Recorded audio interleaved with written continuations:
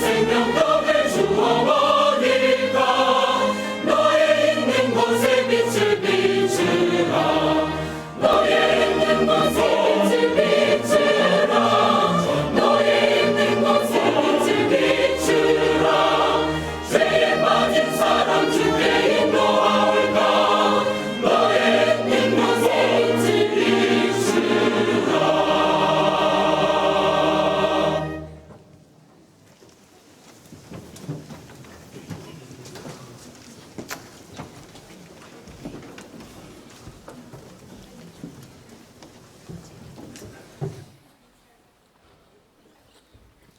안녕하십니까. 네, 좋은 아침입니다. 혹시 우리 교육원 주차장에서 나무계단 올라오는 쪽 노란 개나리하고 벚꽃 보셨어요? 못 보신 분이 계신 것 같네요. 오늘 식사 후에 꼭 그쪽 길로 오늘은 꼭 내려가 보셔요. 너무 예쁩니다. 오늘 교회당 올라오면서 우리 두 딸들하고 그걸 바라보는데 정말 마음이 너무 즐거웠습니다. 꼭 한번 보십시오. 같이 기도하시겠습니다. 사랑과 은혜가 충만하신 거룩하시고 자비로우신 우리 아버지 하나님, 이렇게 좋은 날에 사랑하는 형제자매님들과 함께 하나님을 찬양하며 말씀 안에 교제할 수 있는 은혜를 주심에 감사드립니다. 우리가 누리는 이 모든 것들이 얼마나 크고 귀한 것인지 하루하루 삶 속에서 더욱 느끼며 깨달아 알게 하시고, 그로 말미암아 우리 입술에서 우리 마음 가운데에서 감사와 찬양과 하나님께 영광 돌리는 삶이 나타날 수 있도록 도와주시옵소서. 없는 것을 보고 원망하기보다 내게 주어진 것을 바라보며 감사할 줄 아는 믿음을 주시고, 남들과 비교해서 하나님 앞에 침륜에 빠지기보다 하나님이 우리에게 주신 은혜와 놀라운 사랑을 기억하고 찬양할 줄 아는 합당한 마음과 믿음을 우리에게 더해 주시옵소서. 진리를 사모하는 마음으로 말씀 앞에 나왔습니다. 말씀을 통해 우리의 어그러진 생활을 곧게 펴주시고, 우리의 어두운 것들 밝혀주시고, 우리의 강팍한 고집을 깨뜨려 주셔서 말씀의 씨앗이 우리 마음에 뿌려져서 30배, 60배, 100배의 열매를 맺혀 하나님께 기쁨과 영광을 드릴 수 있도록 도와주시기를 간절히 바라고 원합니다. 우리가 있는 곳마다에서 우리가 하는 일을 통해 하나님을 자랑하고 하나님을 드러내고 주님을 높이는 삶이 나타날 수 있도록 도와주시옵소서. 변화된 우리의 삶을 통해 사람들로 하여금 저는 하나님의 자녀라 칭찬 듣는 삶을 살 수 있도록 도와주시옵소서. 머지않아 우리 주님 만나는 그날 잘했다, 착하고 충성된 종아라는 칭찬을 듣는 삶을 살 수 있도록 도와주시기를 간절히 바라고 원합니다. 멀리 이국 땅에서 복음을 위해 수고하시는 많은 선교사님들과 그 가정, 형편을 하시는 주님께서 필요를 따라 채워주시고, 특별히 광주에서 단기 파송 중이신 캐나다 몬트리올의 김종선 목사님, 그리고 필리핀의 이재영 전사님, 박정은 전사님, 키르기스탄의 염금열 전도사님, 이제 화요일 출국하시게 될 우리 강광석 전도사님, 하나님이 함께 해주시고 또 그 가족들 하나님께서 가장이 되어주셔서 늘 은혜 가운데 보호해 주시기를 간절히 바라고 원합니다. 저희 광주교회와 후원 관계를 맺고 있는 중국의 7개 교회, 파키스탄의 많은 교회들, 미야자키 교회, 그리고 장흥남부교회, 하나님께서 든든히 세워주시고 그 교회들을 통해서 많은 영혼이 구원을 얻고 하나님께 영광 돌릴 수 있도록 도와주시옵소서. 우리 가운데 자기 일만 구하고 예수의 일은 구하지 않는 안타까운 모습이 없게 도와주시고, 하나님의 일은 생각지 아니하고 사람의 일만을 생각하는 어리석은 자가 없도록 늘 말씀으로 교훈해 주시옵소서. 행여라도 우리 중에 침륜에 빠져 있고 마음이 상한 자 있습니까? 오늘 말씀으로 위로해 주시고 어루만져 주시고 우리 무릎에 힘을 더하셔서 다시 그 침륜의 구덩이에서 우리를 일으켜 세워주시기를 간절히 바라고 원합니다. 병상에서 고통 중에 계신 형제자매님들에게 그 병상에서 하나님의 은혜와 사랑을 더욱 묵상하며 느낄 수 있는 기회가 되게 축복해 주시고, 의로운 능력의 손으로 어루만져 주셔서 속히 건강 회복이 되어 함께 교제하며 주님을 위해 충성되이 섬길 수 있는 기회를 다시 한번 허락해 주시기를 간구드립니다. 오늘도 주님의 말씀으로 우리의 삶을 더욱 온전하게 악하고 더러운 것들로부터 깨끗하게 구별되게 도와주시옵소서. 말씀을 전하는 자의 입술을 주장하셔서 하나님의 말씀만을 바르게 태어나도록 도와주시옵소서. 우리를 사랑하시는 예수님 이름으로 감사하며 기도드렸습니다. 아멘.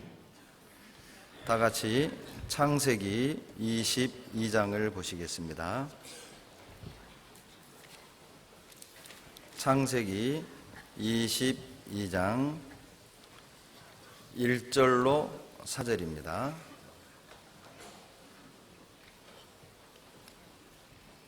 같이 읽겠습니다. 그 일 후에 하나님이 아브라함을 시험하시려고 그를 부르시되 아브라함아 하시니 그가 가로되 내가 여기 있나이다. 여호와께서 가라사대 내 아들 내 사랑하는 독자 이삭을 데리고 모리아 산 땅으로 가서 내가 내게 지시하는 한 산 거기서 그를 번제로 드리라. 아브라함이 아침에 일찍이 일어나 나귀의 안장을 지우고 두 사환과 그 아들 이삭을 데리고 번제 쓸 나무를 쪼개어 가지고 떠나 하나님의 자기에게 지시하시는 곳으로 가더니 제3일에 아브라함이 눈을 들어 그곳을 멀리 바라본지라.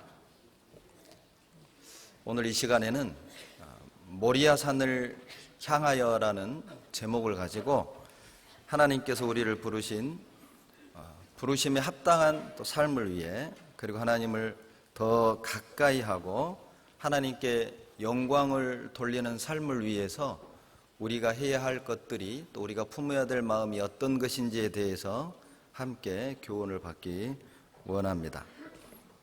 히브리서 11장을 믿음장이라고 하지요. 그 히브리서 11장에 하나님이 아브라함의 믿음을 3번 증거해 주십니다.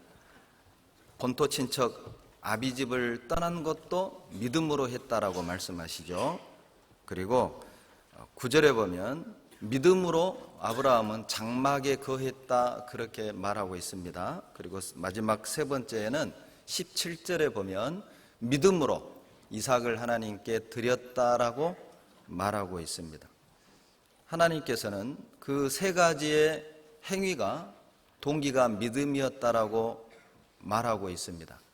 그러나 신앙이 약할 땐 실은 아브라함이 이삭을 제물로 바쳤던 창세기 22장을 배우게 되면 오해를 하는 경우가 들어 있습니다. 이건 좀 심하지 않냐? 아무리 하나님이 그래도 그렇지 어떻게 하나밖에 없는 아들을 제물로 드리라고 하냐? 그것도 번제로 죽여서 태우라는 거거든요. 상당히 좀 그렇죠. 믿음이 약하고 이 말씀의 진정한 의미를 모를 땐 이건 좀 이상하다라고 오해할 수 있는 경향이 있습니다. 이것을 정확하게 이해하려면 여러분 모리아 산을 먼저 이해해야 합니다. 모리아 산을 이해하게 되면 하나님이 이삭을 번제로 바치라는 그 사건에 대해서 우리는 오해를 풀 수 있고, 그 속에 숨겨져 있는 크고 놀라운 하나님의 섭리와 우리를 향한 하나님의 놀라운 뜻을 우리는 이해할 수 있습니다. 먼저 여러분 모리아산이 어떤 곳인지 아십니까? 모리아산은 회개와 그리고 재앙이 멈춰진 곳이라고 말할 수 있어요. 역대상 21장에 보면 사단이 다윗의 마음을 격동시켜서 이스라엘 백성들을 기수하게 합니다. 숫자를 세죠. 그건 뭘 의미하냐면 하나님의 은혜로 다윗이 여기까지 이르렀다는 것이 아니라 자기의 능력, 자기의 어떤 힘에 의해서 오늘날 이렇게 강성대국을 이루었다는 인간적인 교만을 격동시킨 것입니다. 그래서 하나님이 그 벌로 온역을, 전염병을 퍼뜨려요. 그리고 약 7만 명이 그 전염병에 의해 죽습니다. 그리고 선지자의 책망을 받은 다윗이 회개를 합니다. 그곳이 어디냐? 오르난의 타작마당인데, 우리가 알고 있는 오르난의 타작마당, 그곳이 바로 모리아산이라는 것입니다. 모리아산 하면 회개했던 산, 회개로 말미암아, 돌이킴으로 말미암아 하나님의 심판과 재앙을 멈추게 했던 장소, 그렇게 생각하시면 됩니다. 하나님이 그 모리아산으로 가서 이삭을 제물로 바치라는 것은 분명한 의도가 있는 것이죠. 또 한 가지, 모리아산은 어떤 곳이냐? 우리가 잘 아는 대로 솔로몬이 성전을 세웠던 그 산입니다. 솔로몬이 성전을 세웠던 그 산, 오르난의 타작마당, 아브라함이 이삭을 제물로 바쳤던 그 모리아산이 바로 시온산이며 오르난의 타작마당이고 예루살렘 성전이 세워졌던 그곳이라는 것입니다. 역대하 3장을 보시죠. 여기에 시를 꿰놓으시고, 역대하 3장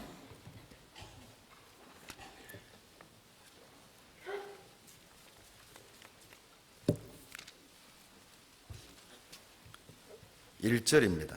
구약 658페이지입니다. 같이 읽겠습니다. 솔로몬이 예루살렘 모리아산에 여호와의 전 건축하기를 시작하니 그곳은 전에 여호와께서 그 아비 다윗에게 나타나신 곳이요 여부수 사람 오르난의 타작마당에 다윗이 정한 곳이라. 여기에 아주 시원스럽게 모리아산에 대한 정보를 정확하게 주고 계십니다. 모리아산, 이삭을 바쳤던 그 산은 후에 솔로몬이 성전을 세운 그 산이고, 후에 다윗이 회개하여 재앙을 멈추게 했던 그 산이라는 것을 알 수 있죠. 그렇다면 모리아산은 성전이 세워진 산이기 때문에, 성전은 하나님을 찬양하는 곳, 하나님께 영광 돌리는 곳, 하나님께 경배를 드렸던 곳이라고 보시면 돼요.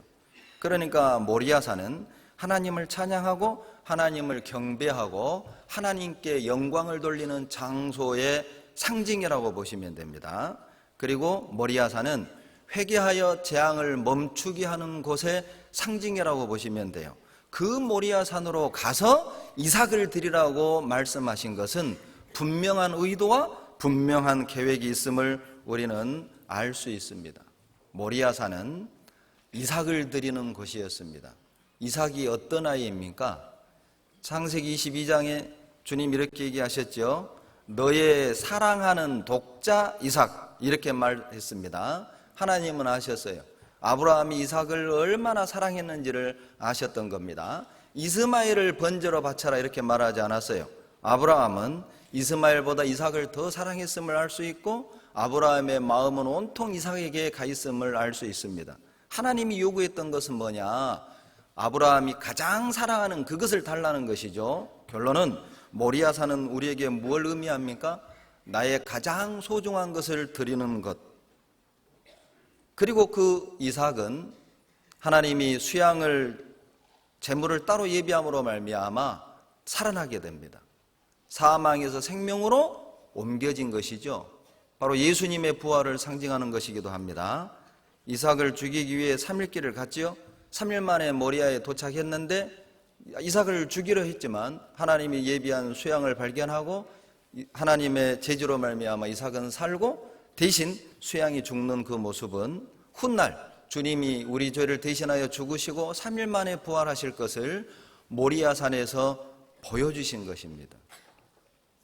그래서 하나님이 모리아산으로 가서 이삭을 번제로 바치라고 했던 것이죠. 하나님의 의도가, 하나님의 놀라운 계획이 있었던 것이죠. 뿐만 아니라 모리아산의 이름의 뜻이 우리에게 또 교훈이 됩니다. 모리아라는 뜻은 하나님의 계시, 그런 뜻이 있습니다. 여호와의 계시. 어렵습니까? 더 쉽게 풀이를 해서 말씀드리면 하나님께서 보시다, 하나님께서 보여주시다, 그런 여러 가지 의미를 품고 있습니다. 하나님은 아브라함에게 이삭을 번제로 드려라. 그런데 아무 데서나 번제로 드려라 하지 않으시고 딱 하나님이 한 장소를 지정해 주셨습니다. 내가 너에게 명한 그곳에 가서 거기서만 이삭을 번제로 드릴 수 있는데 그곳이 어디냐? 모리아산이다. 그 모리아의 뜻은 하나님의 계시 그리고 하나님이 보시다. 즉 하나님은 이삭을 제물로 바치는 그 사건을 통해서 아브라함에게 뭔가를 보여주기를 원했던 것입니다. 하나님은 순종하는 이삭에게 하나님의 놀라운 계획을 보여주기를 원했던 것이죠. 모리아산에 가면 하나님의 섭리를 알 수 있는 그 믿음과 눈을 갖게 될 것을 말하는 것입니다. 그런데 그 놀라운 하나님의 섭리를 깨달으려면, 하나님의 계획을 깨달으려면 한 가지 필요한 것이 있는데 이삭이 필요한 것입니다. 내가 가장 사랑하는 그것이 우리 각자의 이삭이겠죠. 우리에게도 각자의 이삭이 있을 것입니다. 정말 우리가 사랑하는 것 말이죠. 그것을 하나님께 드릴 때 하나님이 우리를 향한 계획이 어떤 것인지, 나를 향한 하나님의 섭리가 어떤 것인지를 우리는 볼 수 있고 깨달을 수 있는 것이죠. 그래서 하나님이 이삭을 번제로 드리라고 한 거예요. 하나님이 인신제사를 원해서가 아니라, 하나님이 잔인해서가 아니라 하나님은 의도가 있었던 겁니다. 계획이 있었던 거죠. 그 모리아산에서 바로 1000년 뒤에 다윗을 통해서 그곳에 시온성이 세워지고, 그리고 또 그 아들 솔로몬 때에 들어가서 성전을 세우게 되고, 그리고 2000년 뒤에 그 모리아산에서 예수님이 십자가에 죽으시고 3일 만에 부활할 것을 보여주고, 그리고 그런 계획을 하나님이 갖고 있음을 우리들에게 알게 하기 위함이었다는 거예요. 그 내용이 요한복음 8장에 나오죠. 요한복음 8장 보시겠습니다. 하나님의 의도를 모르면 우리는 눈앞에 펼쳐져 있는 사건만을 보고 하나님을 평가하게 되는 겁니다. 그것은 하나님을 오해하는 것이고 잘못하는 것이죠. 사건만을 볼 것이 아니라 그 사건을 허락하신 의도를 우리는 알아야 한다는 것입니다. 왜 하나님이 그러한 일들을 허락하셨는지 그 계획을 알 때 우리는 하나님을 오해하는 것에서 벗어날 수 있고 하나님을 더욱 신뢰할 수 있게 될 겁니다. 요한복음 8장 56절 같이 읽습니다. 8장 56절입니다. 같이 읽겠습니다. 너희 조상 아브라함은 나의 때 볼 것을 즐거워하다가 보고 기뻐하였느니라. 이 말씀은 두 가지 의미가 있습니다. 나의 때 볼 것, 그 말은 아브라함이 예수님을 봤다라는 의미도 있고, 또 한 가지 바로 구세주가 이 땅에 언젠가는 오실 그때를 소망했다는 두 가지 의미가 다 들었어요. 그래서 57절에 보면 예수님께서 유대인들에게 너희 조상 아브라함은 나의 때 볼 것을 보고 즐거워했다. 그 말을 듣는 유대인의 대답이 57절입니다. 내가 아직 50도 되지 못했는데, 50도 못 되었는데 아브라함을 보았느냐? 여러분, 이때 예수님의 나이가, 육신의 나이가 몇 살인지 아시죠? 33세였습니다. 33세, 그래도 청년 아닙니까? 아직도 꽃은 활짝 핀 건 아니지만 지는 꽃이긴 해도 그래도 청년이잖아요. 그런데 30대 초반임에도 불구하고 유대인들 눈에는 50대로 보인 거예요. 상당히 예수님이 건늙었다는 걸 알 수 있습니다. 우리가 흔히 사진에서 보는 그렇게 이렇게 롱파마에 상당히 콧날이 오똑하고 눈이 쌍꺼풀 지고 눈썹이 짙은 그런 스타일은 아니었던 거예요. 상당히 보기가 힘든 스타일의 그런 안면 근육을 가지고 있음을 알 수 있어요. 유대인들은 너가 예수님을 보았느냐? 아브라함이 예수님을 보았다라고 얘기했거든요. 예수님이 아브라함을 보았다고 얘기했거든요. 이 말씀의 뜻은 창세기 14장에 멜기세덱을 아브라함이 만난 그 사건을 말하는 거예요. 그러니까 아브라함은 멜기세덱을 통해서 앞으로 오실 하나님의 제사장 구세주 예수 그리스도를 본 거고, 두 번째 의미 56절이죠. 나의 때 볼 것, 구세주가 이 땅에 초림하실 때를 언젠가는 오신다는 그 사실을 깨달았다는 것이죠. 그 사건은 창세기 22장 모리아산 그 사건이라는 것입니다. 이삭을 제물로 드리러 갔다가 하나님이 예비하신 수양을 발견하게 되고 그 수양을 주님께 드림으로 그는 깨달았던 것이죠. 아하, 하나님이 이제 훗날 죄인들을 대신하여 재물을 따로 예비해 주시고 그리고 부활하실 것을 그는 보았던 것이죠. 이것을 바울은 정확하게 꿰뚫었습니다. 창세기 22장 17절 보시죠. 창세기 22장 17절.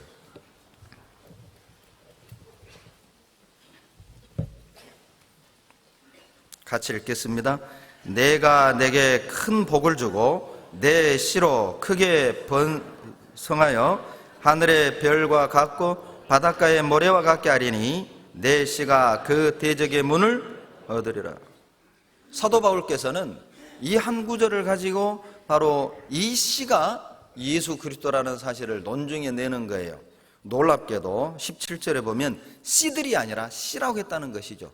복수가 아니라 단수로 쓰여 있음을 바울은 본 것입니다. 그렇다면 이분은 한 사람을 가르친다. 씨들이 아니라 씨 단수이니까 한 사람을 가르치는데 그가 누구냐? 예수 그리스도다. 여러분, 성령의 도우심이 아니면 깨달을 수 없죠. 단수냐 복수냐에서 예수 그리스도를 발견해내는 겁니다. 우리가 성경을 볼 때 그렇게 자세하게 봐야 한다는 것입니다. 대충 보면 안 된다는 거예요. 여러분은 씨들과 씨라는 한 단어에서 예수 그리스도를 느끼셨습니까? 아, 이 씨가 예수님을 말하는구나. 어려운 질문에서 죄송합니다. 이제 고개를 드셔도 됩니다. 질문 안 하겠습니다. 이 씨가 예수님이라는 걸 바울이 논증했어요. 갈라디아서 3장 16절로 가보시죠. 갈라디아서 3장 16절입니다.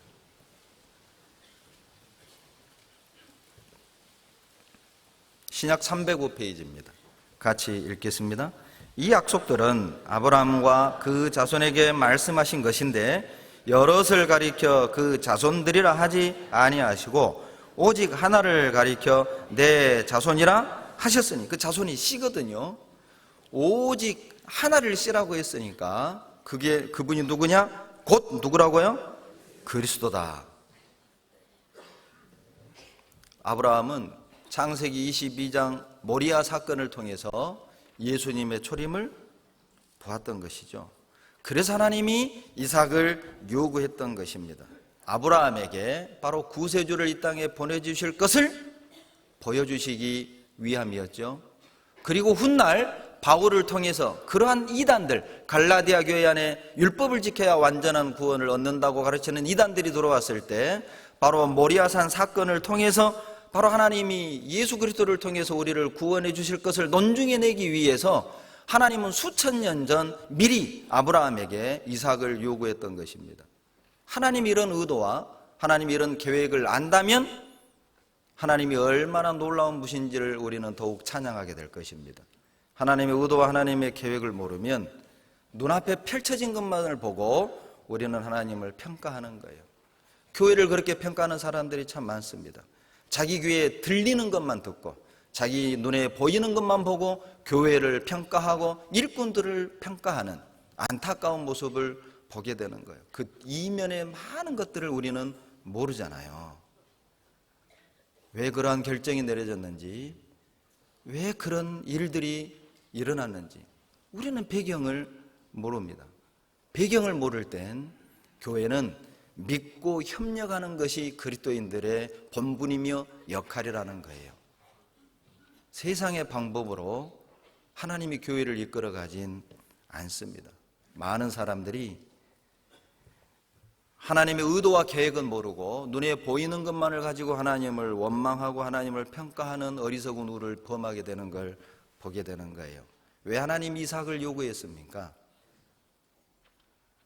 인신제물을 원했던 게 아니에요. 놀랍게도 이삭으로부터 2000년 뒤, 1000년 뒤 다윗을 통해서 솔로몬을 통해서 2000년 뒤 예수님을 통해서 그리고 바울을 통해서 하나님께서 교회를 세우시고 하나님이 어떠한 계획과 뜻을 가지고 있음을 밝혀주기 위함이었다는 것이죠. 아브라함은 모리아산의 정상에 올라가기 전에는 하나님의 섭리를 알 길이 없었습니다. 모리아산 밑에서는 하나님의 이 계획을 볼 수도 없고 알 수도 없는 거죠. 정상에 올라가야만 하나님의 이 섭리, 2000년 뒤 어떤 계획을 가지고 있는지를 알 수 있었던 거예요. 정상에 올라가야만 하나님이 왜 이삭을 요구했는지 알 수 있죠. 우리는 모리아산 정상에 올라가 보지도 않고 모리아 산자락 아래에서 이삭을 요구한 그 음성만을 듣고 이건 심하다. 야, 하나님 너무 하지 않느냐? 어떻게 이삭을 달라 하냐? 어떻게 아들을 죽이라 하냐? 우리는 정상에 올라가 보지 않았어요. 정상이 무엇을 의미합니까? 신앙의 끝에 섰을 때 우리 모두의 인생은 이해될 수 있다는 거예요. 그리스도인의 인생은 주님 앞에 섰을 때, 신앙의 정상에 섰을 때 끝까지 가봐야만 정확하고 올바르게 이해되어질 수 있다는 거예요. 왜 하나님이 그걸 요구했는지, 왜 하나님이 나에게 그런 쓴잔을 주셨는지, 왜 하나님이 나에게 그런 고통을 허락하셨는지, 왜 그런 실패를 하나님 허락하셨는지, 왜 하나님이 이삭과 같은 존재를 나에게서 먼저 데려가셨는지, 신앙의 정상에 섰을 때, 하나님의 면전에 섰을 때 모리아산에 올라가야만 우리는 그 섭리, 그 계획을 알 수 있습니다. 신앙생활 하다 보면 이해되지 않는 일들을 경험하게 될 겁니다. 왜 이렇지? 왜 이렇게 하시지? 그때 기억하십시오. 하나님이 분명한 계획이 있을 것이다. 그리고 우리는 그 모리아산 정상에 올라갔을 때 그때 알게 될 겁니다. 신앙의 끝자락에 섰을 때, 아, 이것 때문이었구나. 하나님이 이걸 깨우쳐 주시려고, 이것을 알게 하시려고, 이것을 주시려고 하나님이 나에게 허락하셨구나. 모리아산에 올라가는 건 쉬운 일이 아니죠. 나름 어려운 일입니다. 왜냐하면 3일 길을 가야 하기 때문입니다. 포기할 수 있는 많은 유혹도 있었을 겁니다. 날씨도 더웠을 수도 있고, 먹는 것도, 그리고 잠자리도 불편할 수도 있고, 강도도 만날 수 있고, 3일 길을 가면서 많은 유혹, 갈까 말까를 고민할 수 있는 많은 유혹을 만날 수도 있어요.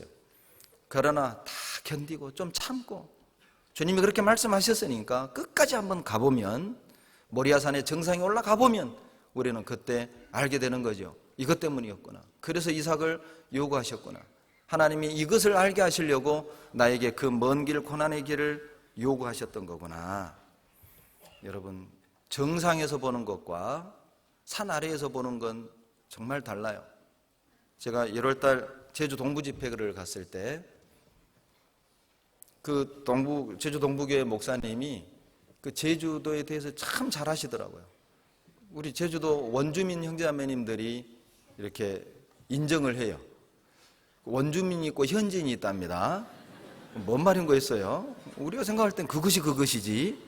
근데 현지인은 육지 사람이 들어와서 사는 사람을 현지인이라고 하는 거고, 원주민은 태생이 원주 사람이 아니라 제주도 사람, 태생이 제주도 사람을 원주민이라고 한대요. 그런데 원주민보다 더 제주도를 잘한다고 극찬하시더라고요. 근데 그분이 제주도 하면 돌바람이 아니래요. 제주도 하면 오름이랍니다. 오름이 뭔지 아세요? 예, 언덕배기 화산입니다. 언덕배기 화산. 얼마나 운전을 하고 그쪽을 지나갈 때마다 이 목사님이 이것이 이렇게 봄에는 이래서 좋고, 가을에서는 저래서 좋고, 여름에서는 그래서 좋고, 겨울은 겨울대로 좋고, 나는 뭐가 좋은지 모르겠는데 계속 얘기하는 거. 그래서 그랬어요. 한번 가보자고. 그런데 이게 이 오름이라는 게 이렇게 나무도 울창하고 막 그런 게 아니에요. 그냥 제가 볼 땐 왕릉처럼, 좀 큰 왕릉 있잖아요. 그냥 봉이에요, 봉. 저게 뭐가 아름답다고 저렇게 입에 침이 마르도록 얘기를 하실까? 올라가 보자고. 올라갔습니다. 올라가 보니까 알겠더라고요. 아래에서 보는 것하고 위에서 보는 게 다릅니다. 진짜 한 폭의 그림 같아요.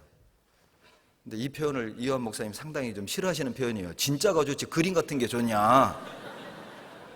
그 얘기도 맞아요. 또 그 말씀이 진짜 같아. 진짜죠. 그림보다 더 아름다워요. 아, 이래서 저렇게 침이 마르도록 극찬했구나, 강권했구나. 정상에서 보는 것과 아래에서 보는 건 다릅니다. 많은 사람이 모리아산에 올라가는 것 자체를 포기하고 그 산 아래에서 불평만 하는 거예요. 하나님 왜 그렇습니까? 왜 이렇게 하시는 겁니까? 그러나 정상에 올라가 보면 볼 수 있는 것이 따로 있어요. 정상에 올라가야만 알 수 있는 것이 따로 있습니다. 정상에 올라가야만 우리는 답을 얻을 수 있죠. 뿐만 아니라 모리아산 하면 믿음이 드러난 곳이죠. 아브라함의 믿음이 드러난 곳입니다. 그래서 히브리서 11장 17절에 내가 아브라함이 믿음으로 이삭을 여호와께 드렸고, 모리아산에서 이삭을 드린 그 사건을 통해서 하나님은 아브라함의 믿음을 칭찬했고 아브라함의 믿음을 확인했고, 그리고 아브라함의 믿음이 온 후대 사람들에게 드러난 것입니다. 여러분, 모리아산에 올라가면 우리 모두의 믿음은 드러나게 될 것입니다. 모리아 산자락 밑에서는 평안한 가운데 있었을 땐 정말 믿음 있는 것처럼 보였고 신실한 것처럼 보였지만, 정작 모리아산 정상에 올라가서 하나님 면전에 섰을 때 우리의 진짜 믿음은 드러나는 거예요. 그리고 하나님이 이삭을 드리는 그 사건을 통해서 믿음이 무엇인지를 우리에게 정확하게 설명하고 있습니다. 여러분, 믿음이 무엇입니까? 주일날 안 빠지는 것입니까? 11조를 잘 드리는 것입니까? 그렇죠. 그것도 믿음의 일부분이라고 말할 수는 있지만 본질적인 것은 아닙니다. 믿음이란 하나님을 주인으로 인정하는 것이죠. 그것이 믿음이라는 것입니다. 하나님을 내 삶의 주인으로 인정하는 것입니다. 그래서 아브라함은 하나님이 자기에게 이삭을 주셨기 때문에 주신 하나님이 이삭을 달라고 요구하시는 것은 당연하다는 것이죠. 하나님은 이삭을 요구할 권리가 있다는 것입니다. 그래서 그는 군말하지 않고 하나님께 이삭을 돌려드릴 수 있었던 거예요. 왜냐? 이삭의 주인은 하나님이셨던 거죠. 아브라함은 알았습니다. 내 모든 것의 주인은 하나님이시다. 그러므로 그분은 나에게 그 모든 것을 요구할 권리가 있는 거예요. 우리는 주님이 요구할 때 어떤 것도 돌려드려야 될 의무가 있는 것이죠. 하나님이 하루아침에 욥의 재산을 다 빼앗아갖고 10자식을 죽였고 건강까지 쳤습니다. 그러나 욥이 입술로 원망하지 않았던 이유는 주신 분도 하나님이시요 취하신 분도 하나님이라는 거죠. 무슨 말입니까? 하나님은 내 인생의 주인이시다. 그 믿음이 그들에게는 있었어요. 그래서 어떤 것을 취해가더라도 그들은 불평하지 않았고 원망하지 않았고 의심하지 않았다는 것입니다. 정말 내 마음 가운데 하나님을 내 인생의 주인으로 인정하고 있는가? 그것이 믿음이라는 것이죠.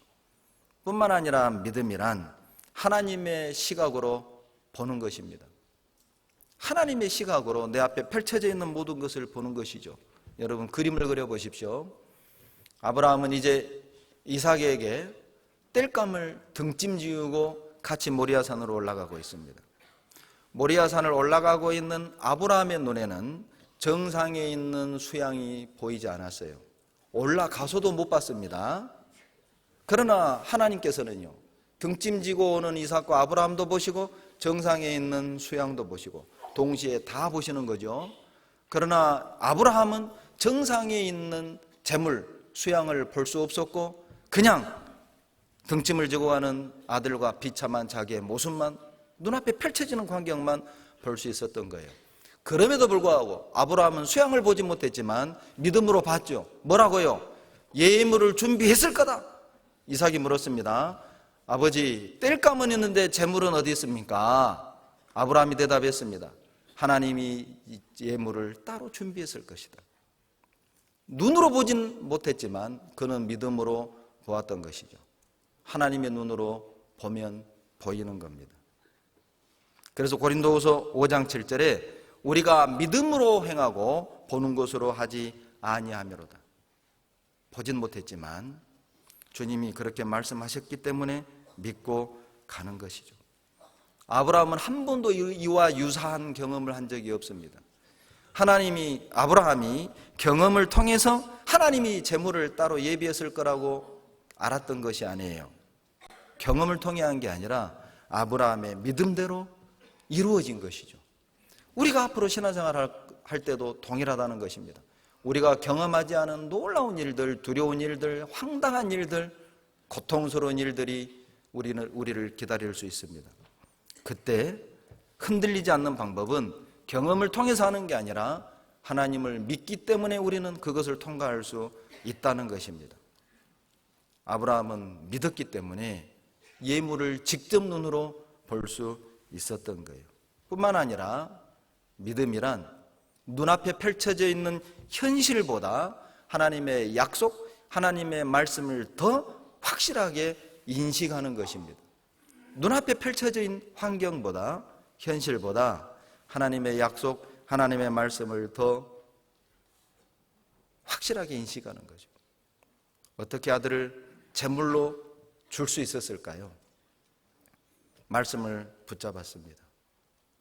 히브리서 11장 18절로 19절에 보면 저에게 이미 말씀하시기를 내 자손이라 칭할 자는 이삭으로 말미암으리라 하셨으니 너의 후손은 이삭을 통해서 올 거다 라고 말씀했기 때문에 아브라함은 어떤 믿음이 있었냐? 하나님이 죽은 자 가운데서 다시 살리실 줄로 생각하였느니라. 히브리서 11장 18절로 19절 말씀입니다. 이삭으로 말미암아 너의 후손이 나타날 것이다. 그 말씀 한 구절을 붙잡은 거예요. 그렇게 말씀했으니까 설령 내가 이삭을 죽여도 하나님은 다시 살리실 것이다. 왜? 이삭으로 말미암아 우리 후손이 번창할 것을 말씀하셨으니까. 로마서 4장 보시죠. 로마서 4장입니다. 믿음을 정확하게 설명해 주는 구절입니다.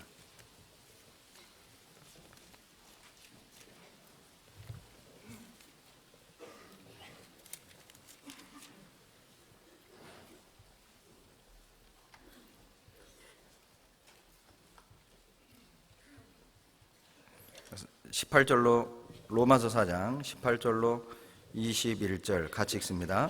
아브라함이 바랄 수 없는 중에 바라고 믿었으니 이는 내 후손이 이같으리라 하신 말씀대로 많은 민족의 조상이 되게 하려 하심을 인함이라.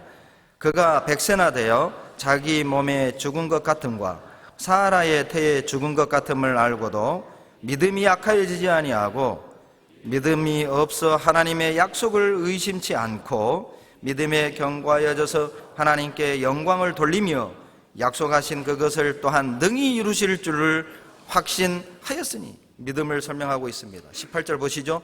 바랄 수 없는 중에 밑줄 그어보세요. 바랄 수 없는 중에 아브라함의 눈앞에 펼쳐져 있는 환경은 무엇도 바랄 수 없는 그런 환경이었습니다. 그러나 18절 가운데에 말씀대로 밑줄 그어보세요.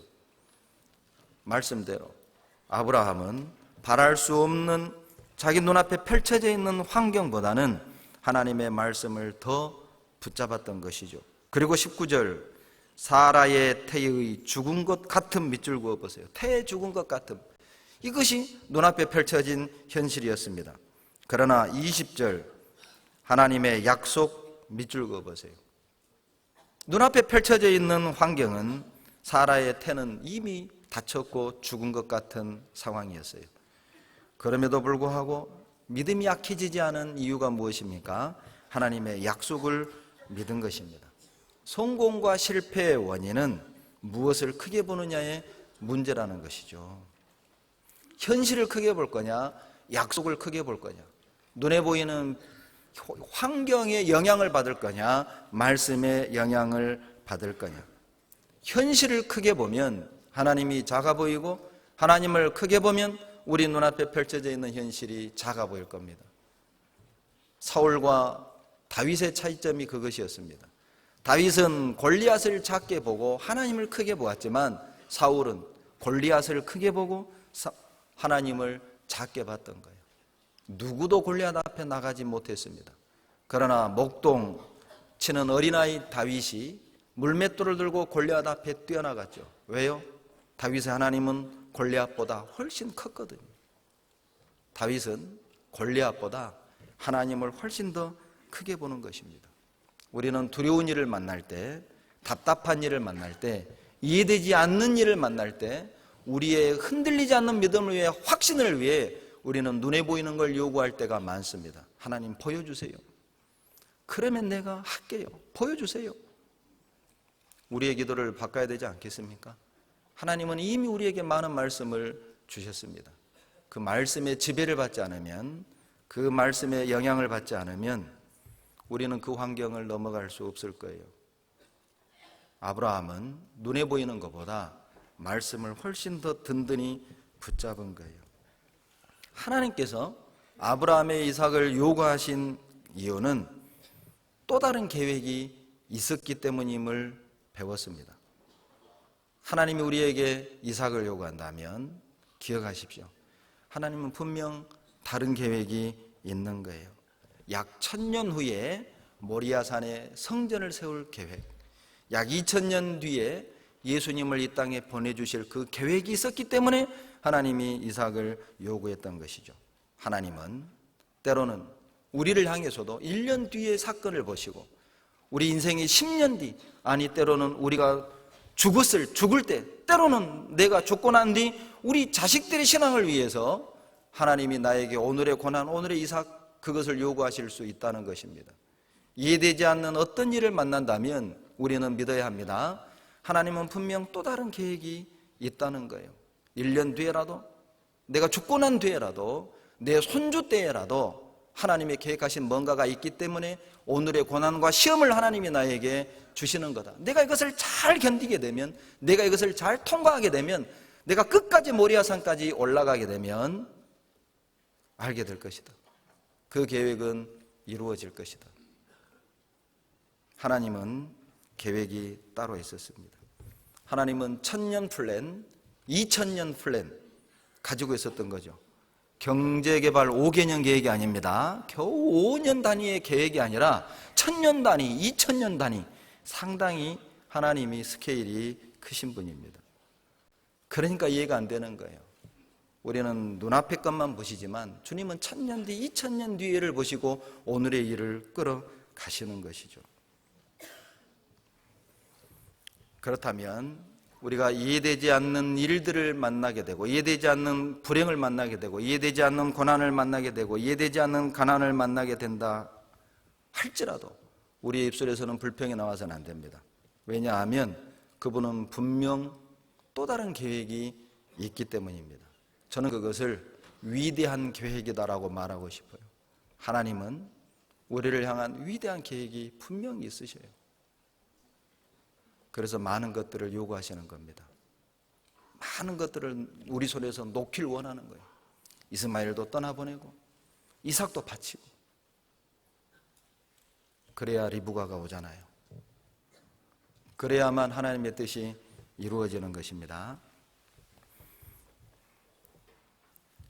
어떤 분이 저에게 좋은 글을 보내주셨습니다. 그런데 오늘 말씀하고 너무 맞아요. 읽어드릴게요. 너무 교훈이 됐습니다. 나는 하나님께 나의 나쁜 습관을 없애달라고 기도했다. 그러나 하나님은 그럴 수 없다며 이렇게 말씀하셨다. 나쁜 습관은 내가 없애주는 것이 아니라 너가 버리는 것이란다. 나는 하나님께 장애아를 완벽하게 고쳐달라고 기도했다. 그러나 하나님은 그럴 수 없다며 이렇게 말씀하셨다. 그의 영혼은 이미 완벽하단다. 그리고 그의 몸은 단지 잠깐이란다. 나는 하나님께 인내를 달라고 기도했다. 그러나 하나님은 그럴 수 없다며 이렇게 말씀하셨다. 인내는 긴 고통의 산물이란다. 그것은 주어지는 것이 아니라 배우는 것이란다. 나는 하나님께 행복을 달라고 기도했다. 그러나 하나님은 그럴 수 없다며 내게 이렇게 말씀하셨다. 나는 이미 너에게 행복을 주었단다. 행복은 너에게 달려있단다. 나는 하나님께 고통을 없애달라고 기도했다. 그러나 하나님은 그럴 수 없다며 내게 이렇게 말씀하셨다. 고통은 너가 세상적인 관심에서 벗어나서 나에게로 더 가까이 오게 한단다. 교훈되는 글이죠. 내가 요구하는 것을 주님이 주시지 않을 수 있습니다. 왜냐하면 주님은 다른 계획이 있으니까요. 내가 소망하는 것을 주님이 이루어주지 않을 수도 있습니다. 왜냐하면 주님은 또 다른 계획을 가지고 있으니까요. 이해되지 않는 일들이 내 눈앞에 펼쳐진다면 믿으십시오. 하나님의 또 다른 계획이 있는 것입니다. 하나님은 뿐만 아니라 미리 준비하고 계셨죠. 하나님은 또 다른 계획이 있을 뿐만 아니라 하나님은 준비하고 계셨어요. 창세기 22장 13절로 돌아가 봅니다. 22장 13절입니다.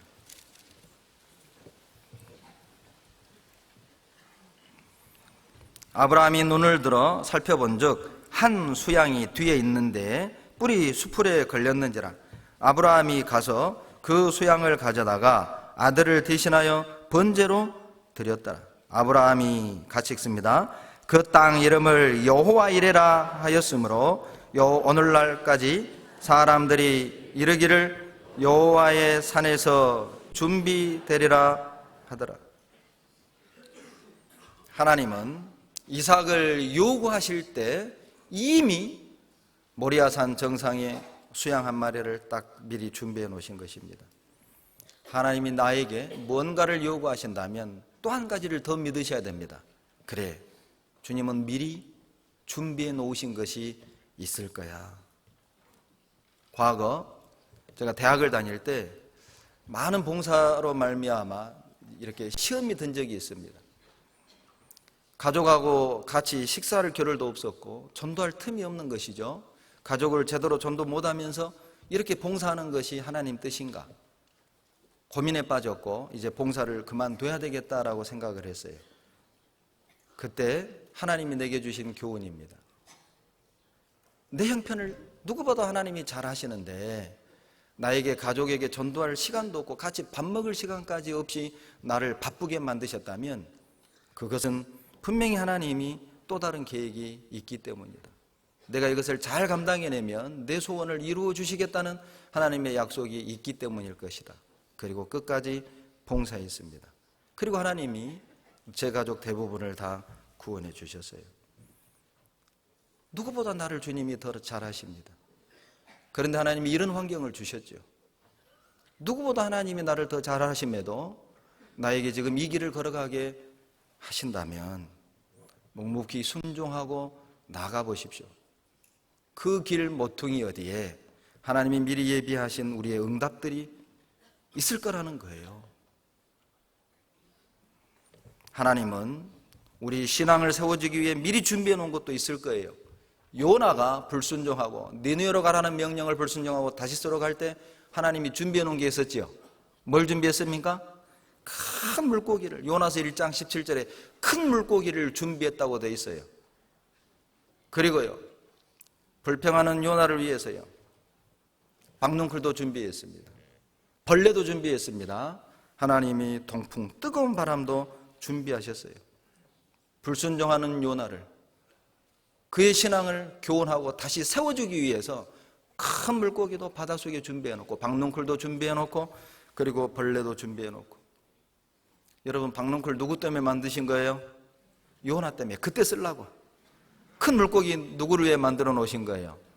그것이 고래인지 상어인지는 모르지만은, 아무튼 어떤 종자인지는 모르지만 요나를 위해 준비하신 게 있었어요. 요나의 신앙을 세워주려고. 여러분, 닭은 누구를 위해 만드셨어요? 닭은 누구를 위해 만드셨어요? 켄터키 사람입니까? 예, 베드로입니다. 베드로가 3번 주님을 부인할 때 꼭 끼워 울었잖아요. 심히 통곡했다고 나옵니다. 그래서 베드로가 제일 싫어하는 고기가 치킨이랍니다. 양념을 싫어하는지 후라이드를 싫어하는지는 모르겠는데 베드로가 싫어하는 게 치킨이래요. 여러분, 놀랍게도 하나님이 미리 준비하신 것이 있어요. 나를 위해서도 준비해 놓은 것이 있습니다. 하나님은 우리를 축복하실 준비가 되어 있지요. 고린도전서 2장 9절에 하나님이 자기를 사랑하는 자들을 위하여 예비하신 그 모든 것은 눈으로 보지도 못하고 귀로 듣지도 못하고 마음으로 생각지도 못한 것이라. 고린도전서 2장 9절에 하나님을 사랑하는 자를 위해 예비하신 모든 것이 있다는 거예요. 하나님은 나를 위해 준비하신 축복도 있습니다. 여러분, 그렇다면 나는 그 축복을 누릴 준비가 되어 있습니까? 하나님은 주실 준비가 되어 있는데 나는 받을 준비가 되어 있냐는 거예요. 뿐만 아니라 고린도전서 10장 13절에 사람이 감당할 시험밖에는 자기에게 당한 것이 없나니 오직 하나님은 미쁘사 저희가 시험당할 쯤에 감당치 못할 시험당함을 허락지 아니하시고 시험당할 쯤에 또한 피할 길을 내사 저희로 능히 감당하게 하시느니라. 고린도전서 10장 13절이죠. 하나님이 우리에게 시험 받을 때 피할 길까지도 미리 준비해 놓으셨다는 거예요. 그렇다면 두려워하지 마십시오. 우리 앞에 있는 고난과 시험을 두려워하지 마십시오. 피하려고도 하지 마십시오. 묵묵히 가는 겁니다. 타협하지도 말고 두려워서 뒤로 물러가지도 말고 염려가 돼서 세상과 타협하지도 말고 신앙적인 길을 고집하고 마치 사람들이 볼 때는 융통성이 없는 외골수처럼 보일 수는 있지만 그래도 신앙을 고집하고 묵묵히 나가면 피할 길을 주시는 겁니다. 하나님은 준비하는 자를 반드시 도우십니다. 잠언 21장 31절 찾겠습니다. 잠언 21장 31절입니다.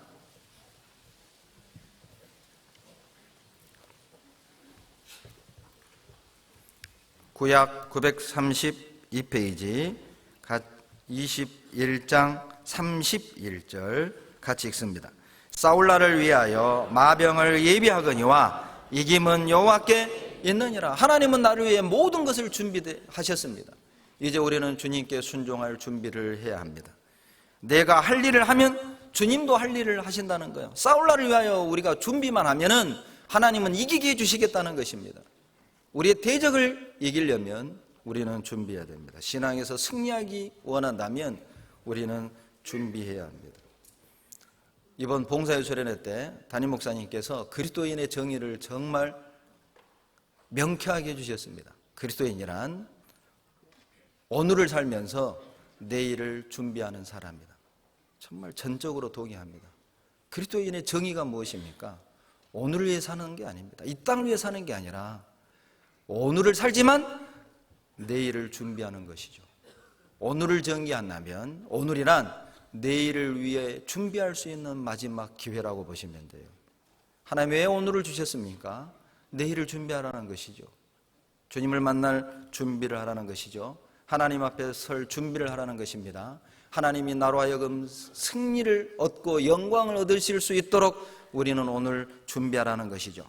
부천 집회를 다녀왔는데 부천의 어떤 집사님이 멋진 글귀를 멋진 나무에 탁 새겨가지고 저에게 선물로 주셨습니다. 큰 글씨로 진인사 대천명.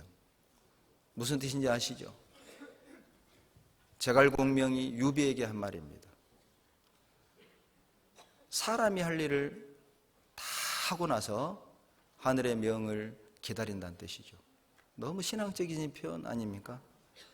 내가 할 일을 다 할 때 하나님이 하실 일을 하실 거예요. 내가 할 일을 하지 않으면서 하나님께 은혜를 요구하는 것은 욕심이죠. 제 성경 앞장에 이런 글귀를 새겼습니다. 준비되지 않은 목회자와 교제하는 성도는 굶주린다. 그러나 준비되지 않은 성도와 교제하는 목회자는 고통받는다. 준비되지 않은 그리스도인을 만나는 영혼은 죽는다. 준비되어져야 됩니다. 나를 만나는 모든 이들이 생명을 얻을 수 있도록 우리는 준비되어져야 됩니다. 나와 교제하는 모든 형제자매들이 유익을 얻을 수 있도록 우리는 오늘 준비되어져야 하는 것이죠. 여러분 개인적으로 교회적으로 하나님의 영광을 위해 무엇을 준비하고 있습니까? 어떤 가정에 가면 돼지 저금통이 놓여져 있는 걸 봅니다. 이런 글귀를 새긴 집도 있습니다. 돼지 저금통에다가 주여 내 몸을 주님께 바칩니다. 돼지의 비장한 독백입니다. 주여 내 몸을 주님께 바칩니다. 파키스탄 선교를 위해서 푼돈을 모으고 잔돈을 모으는 우리 어린아이들, 진짜 준비하는 그리스도인다운 모습 아닙니까? 어떤 형제는 수년을 비자금을 모은 거예요. 비자금의 의미를 아시죠? 배우자가 알게요, 모르게요? 모르게입니다. 그 형제 이름을 제가 밝혔다간 이혼의 사유가 되기 때문에 말하지 않겠습니다. 수년을 정말 엄청난 돈을 모아서 선교에 써달라고, 나름 그렇게 또 하나님 앞에 쓰여지기를 준비하는 그리스도인들이 우리 교회 안에는 참 많습니다. 오늘날 하나님이 광주교회를 축복하고 이렇게 교회를 통해서 놀라운 역사를 이루기까지는 우리 교회 안에 그렇게 준비된 그리스도인들이 많았기 때문이라고 저는 확신합니다. 정말 저는 개인적으로 영광스럽습니다. 그런 훌륭한 형제자매들과 함께 교제할 수 있다는 것이 말이죠. 제가 아는 어떤 선교사님은 어렸을 때 구원을 받고 꿈이 무엇이었냐? 의료 선교사로 나가는 것이었습니다. 그 꿈을 이루기 위해 그는 정말 열심히 준비했습니다. 그리고 의사가 됐습니다. 그리고 그 꿈대로 기도대로 하나님이 선교사로 부르셨고 지금은 남미에 가서 복음을 전하고 있습니다. 우리는 정말 주님의 영광을 위하여 내 인생을 그렇게 계획적으로 준비하는 삶을 살아보았습니까? 우리 아이들을 그런 하나님의 영광을 위해서 하나님의 일꾼으로 준비하며 계획하고 있습니까? 수년 전 하나님 은혜로 애틀란타에서 5개월을 교제하다가 돌아온 경험이 있습니다. 그때 중학생, 고등학생 아이들이 참 많았습니다. 초등학생도 많았습니다. 그리고 제안을 했습니다. 우리 아이들에게 악기를 하나씩 가르칩시다. 물론 미국의 아이들은 거의 대부분 악기를 하나씩 다룹니다. 그래서 먼 훗날 이 아이들이 성장했을 때 우리 관현악단을 한번 만들자고, 그날을 보고 지금 준비하자고. 그리고 7년 만에 작년 11월 달에 미국 동부 수련회를 참석하면서 애틀란타 교회를 들릴 수 있었습니다. 진짜 감사했어요. 그 초중고등학생들이 지금은 청년회가 돼서 그 아이들이 관현악단을 결성해서 하나님을 찬양하는 모습을 보고 왔습니다. 미국에 최초로 관현악단을 만든 거예요. 7년 전 준비했던 것입니다. 복음을 위해, 선교를 위해서 미용을 배우는 자매님도 보았습니다. 50이 넘어서 선교를 위해 외국어를 배우는 목사님도 보았습니다.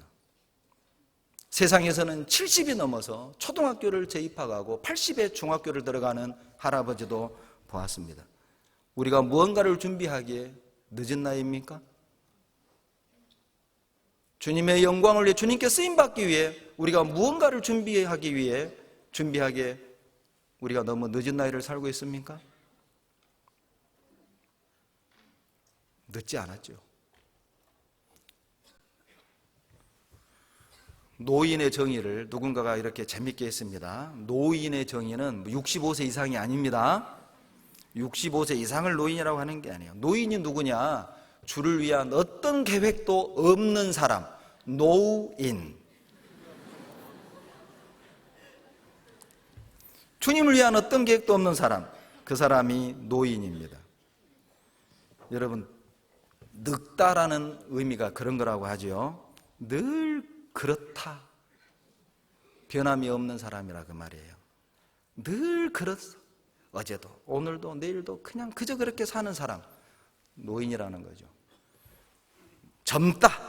젊다라는 정의는 늘 새롭다, 그런 뜻이래요. 65세 이상인 노인이 아닙니다. 연세가 70, 80일지라도 주님을 향한 어떤 계획이 있다면, 어떤 집사님은 고령임에도 불구하고 중국 선교를 위해서 중국어를 배우고, 그리고 중국에 가서 형제자매들에게 중국어로 찬양해 주기 위해서 그 발음을 다 중국어를 우리 발음으로, 우리 영어 공부할 때 I am 한글로 써서 외웠지요. 그걸 발음 그대로를 써서 외워서 찬양하는 집사님을 보고 그 찬양이 형제자매들을 감동시키지 않겠습니까? 하나님은 준비되어 있습니다. 나도 준비되어야 되지 않겠습니까? 하나님은 스케일이 크십니다. 하나님은 뜻을 이루기 위해 한 나라를 세우기도 하시고 패하기도 하시고 바다를 갈라버리기도 하고 태양을 어둡게도 하고 메추라기 떼를 동원시키기도 하고 메뚜기 떼를 동원시키기도 하고 큰 물고기도 사용하시고 나귀도 말시키고 닭도 울게 하고 벌레도 사용하셔요. 하나님은 큰 것도 쓰시고 작은 것도 쓰시고 우주도 쓰시고 태양도 쓰시고 하나님은 스케일이 크십니다. 우리 인생을 영화로 치자면, 그리스도인들의 삶을 영화로 치자면 엄청난 대작이죠. 각자의 우리 인생은 영화를 찍는 것과 같아요. 제목, 배현기의 일대기. 감독, 하나님. 주연, 배현기. 조연, 신요성, 배수빈, 배다빈. 그 외에 5천여 광주 송도. 그리고 무대, 우주. 제작 기간, 평생. 소품, 모든 창조된 피조물. 이게요, 아마 영화사에 기록이 된다면 기네스북에 오를 작품이죠. 어때요? 제작기간 최장기간, 이런 영화 어디 있어요? 그리고요, 최다 출연진, 그리고 최대 제작비, 그리고 최대 세트장, 이런 영화가 어디 있어요? 하나님은 스케일이 크십니다. 그래서 우리가 이해를 못하는 거예요. 저는 바둑을 조금 배운 적이 있습니다. 고수하고 바둑을 두면 정말 당해낼 재간이 없어요. 하수인 내가 볼 때 고수가 돌을 두는 자리를 보면 의아스러워요. 뭐 달라고 저기다가 던진다나. 우리가 볼 때 저 쓸데없이 구석에다 뭐하러 저 아까운 돌을 놔? 나하고 붙어서 싸워야지. 그런데 고수들은 10수, 5수, 15수를 미리 보는 거죠. 두다 보면 내 대마를 다 잡아먹어요. 두 손 드는 겁니다. 하수와 고수의 차이입니다. 하수는 고작 앞에 있는 거, 요걸 어떻게 아다리에서 따먹을까? 요것만 보지만, 고수는 5수, 10수를 본다는 거예요. 그러니까 하수가 볼 땐 도대체 이해 안 가는 거예요. 뭐하러 저기다 저걸 넣는지. 그런데 여기다 돌을 놓고 나를 그리 몰아가는 것입니다. 그러면 여지없이 대마가 잡히는 거죠. 우리 하나님을 수로 치면 몇 수의 고수입니까? 1000수? 1000년 뒤를 보시니까 1000수, 2000년 뒤를 보니까 2000수인가요?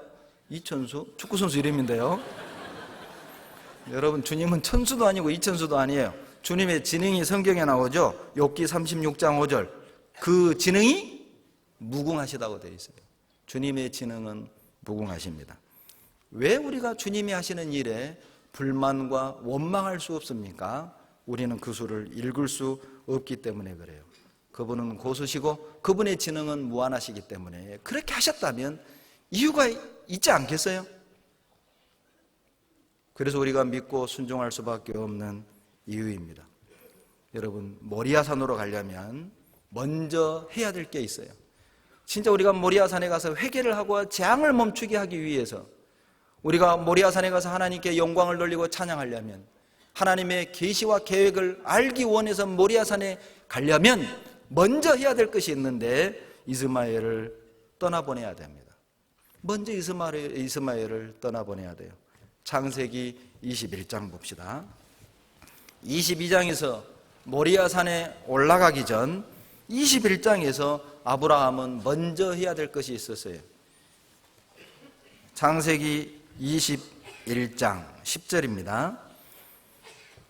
같이 읽죠. 그가 아브라함에게 이르되 이 여종과 그 아들을 내어 쫓으라. 이 종의 아들은 내 아들 이삭과 함께 기업을 얻지 못하리라 하매. 12절. 하나님이 아브라함에게 이르시되 내 아이나 내 여종을 위하여 근심치 말고 사라가 내게 이른 말을 다 들으라. 이삭에게서 나는 자라야 내 씨라 칭할 것임이니라. 아브라함은 모리아산에 오르기 전 이스마엘을 먼저 떠나보내야만 했습니다. 결코 룰루랄라 떠나보내지 않았어요. 즐거운 마음으로 떠나보내지 않았다는 것이죠. 11절에 보면은 정말 아브라함이 고민한 흔적이 나옵니다. 하나님은 그 마음을 아시고 12절에 너 절대 근심하지 마라, 고민하지 마라. 이스마엘을 떠나보내는 것 때문에 쫓아내는 것 때문에 고민하지 말고 내 아내 말대로 해라. 왜냐하면 너 이삭에게서 그 씨가 날 것이기 때문이다. 아브라함은 고통스러웠습니다. 비록 종에게서 난 자식이라 할지라도 내 피가 들어있지 않습니까? 그래도 내 자식이잖아요. 그러나 아브라함은 이스마엘을 떠나보냈습니다. 이스마엘은 무엇입니까? 하나님의 약속을 믿지 못하고 하나님의 약속을 기다리지 못하고 인간적인 방법으로 얻은 아들이죠. 하나님이 분명히 사라에게서 자식을 주겠다고 약속했지만 10년이 지나도 하나님이 응답을 하지 않은 것이죠. 그래서 사라가 하갈이라는 여종을 최초의 씨바지죠. 아브라함에게 들여보낸 것입니다. 그리고 나온 자식이 이스마엘이요. 이스마엘은 인간적인 꾀, 인간적인 방법, 기다리지 못함의 상징이라고 보시면 되는 것입니다. 여러분, 불순종해서 얻은 것을 하나님 은혜라고 착각하면 안 됩니다. 여러분, 불순종해도 아들 낳지 않습니까? 불순종해서 아들을 낳았어요. 그 자식이 바로 이스마엘이죠. 결과가 좋다고 해서 다 은혜라고 생각하지 마세요. 결과만을 놓고 내가 이렇게 잘된 걸 보면 이건 은혜야. 내가 걸어온 길이 합당해. 그렇게 궤변을 늘어놓으서는 안 됩니다. 여러분, 은혜가 무엇입니까? 은혜란 그리스도인 나온 과정을 통해 성경적인 방법으로 순종해서 얻은 것, 그렇게 말할 수 있어요. 그리스도인 나온 과정으로 성경적인 방법을 통해서 순종해서 얻은 것이 아니라면 아무리 결과가 좋아도 그것은 은혜가 아니에요. 불순종해도 아들을 낳았습니다. 불순종해도 잘 될 수가 있다는 걸 잊지 마십시오. 그러나 아무리 잘 되고 아무리 많은 걸 얻었다 할지라도 그것이 약속으로 말미암아 얻은 자식이 아니면 버려야 되는 거예요. 아십니까? 인간적인 방법, 인간적인 꾀로 얻은 이스마엘은 떠나보내야만 했습니다. 왜 그렇습니까? 하나님의 약속으로 얻은 것이 아니었죠. 하나님의 약속으로 얻은 것이 아니면 아무리 내 육신의 장자라 할지라도 떠나보낼 건 떠나보내야 합니다. 내 마음속에도 내가 장자처럼 여기는 이스마엘이 있지 않습니까? 내가 크게 생각하는 것, 내가 귀하게 생각하는 그것 있지 않습니까? 그것이 약속으로 얻은 것이 아니면, 하나님 앞에 합당한 것이 아니면 떠나보내야 합니다. 아브라함은 괴로웠지만 떠나보냈습니다. 고통스러웠지만 떠나보냈습니다. 그래서 모리아산에 갈 수 있었던 것입니다. 그래서 이삭을 통해 축복을 얻을 수 있었던 것입니다. 어떻게 근심과 고통을 극복하고 이스마엘을 떠나보냈습니까? 말씀을 붙잡은 것이죠. 12절 끝부분입니다. 이삭에게서 나는 자라야 내 씨라 칭할 것임이니라.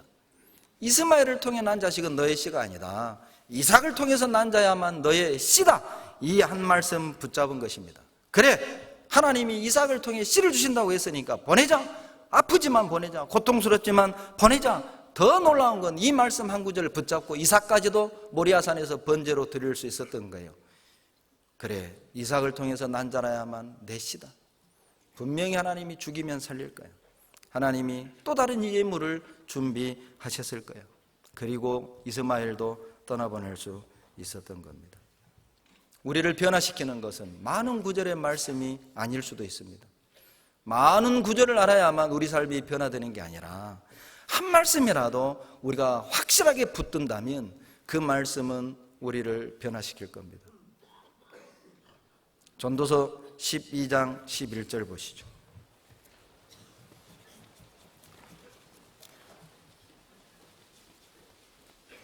전도서 12장 11절입니다.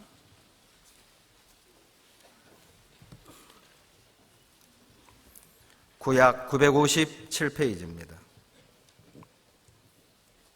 같이 11절을 읽겠습니다. 지혜자의 말씀은 찌르는 채찍 같고 회중의 스승의 말씀은 잘 박힌 못 같으니 다한 목자의 주신 바니라. 말씀은 채찍 같다. 여러분, 말씀을 들을 때마다 우리 양심은 찔려야 됩니다. 야, 내가 이렇게 살면 안 되는데. 그분이 말씀을 제대로 듣는 거예요. 그것이 바로 성령의 감동으로 듣는 것입니다. 우리는 말씀을 들을 때 찔림받아야 됩니다. 그리고요, 잘 박힌 목과 같다. 이 말씀은 잘 박힌 목과 같은 거예요. 여러분, 벽에다가 압정을 아무리 100개를 박아보셔요, 압정 100개보다는 잘 박힌 대못 하나가 훨씬 더 확실하고 튼튼한 법입니다. 말씀은 그런 것입니다. 압정과 같은 수많은 잡다한 지식을 제 아무리 많이 갖고 있다 할지라도 우리가 대목과 같은 한 말씀만 마음에 콱 붙잡고 있는다면, 내 마음에 콱 새겨놓는다면 그 말씀이 우리를 변화시키는 거예요. 우리가 말씀을 제대로 붙들면 그 말씀이 우리를 교회와 성도 가운데 박히게 하는 겁니다. 말씀과 진리 가운데 우리를 콱 뿌리박게 하는 것이죠. 그 말씀이 우리를 단단히 흔들리지 않도록 붙잡아 줄 것입니다. 갈라디아서 5장 24절에 그리스도 예수의 사람들은 육체와 함께 그 정과 욕심을 십자가에 못 박았느니라. 무엇이 우리의 육체와 정, 욕심을 십자가에 못 박게 할 수 있습니까? 말씀입니다. 우리가 굳건히 붙드는 한 말씀만이라도 내 마음 가운데 있다면 그 말씀이 우리 정, 우리 욕심, 우리의 육체를 십자가에 못 박는다는 것이죠. 갈라디아서 6장 14절에 보시면 그리스도로 말미암아 세상이 나를 대하여 십자가에 못 박혔고 내가 세상을 대하여 그러하도다. 목과 같은 말씀이 나에게는 있습니까?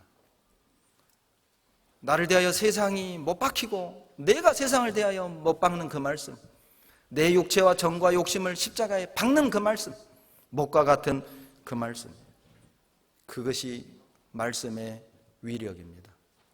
리빙스턴은 마태복음 28장 18절 한 구절 때문에 아프리카 선교를 결심하게 됩니다. 하늘과 땅의 모든 권세를 너에게 주노라. 아, 하나님이 하늘과 땅의 권세를 나에게 주셨구나. 좋다. 그러면 두려움 없이 가자. 한 말씀이 리빙스턴을 아프리카로 등떠민 겁니다. 로마서 1장 17절 의인은 믿음으로 말미암아 살리라.